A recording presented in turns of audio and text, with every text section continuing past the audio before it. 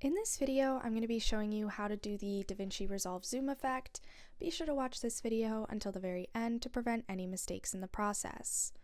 So what you're going to do is just right click and you're going to find the area where you can change the zoom. So for me it's Inspector, but depending on your version you might have to right click and click on Zoom.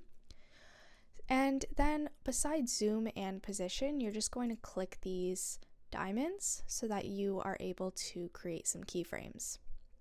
So from there, if you wanted to zoom around the area over here after it has played a little bit, what you're going to do is you're going to then move your area, click on the keyframes again, and then just change these values.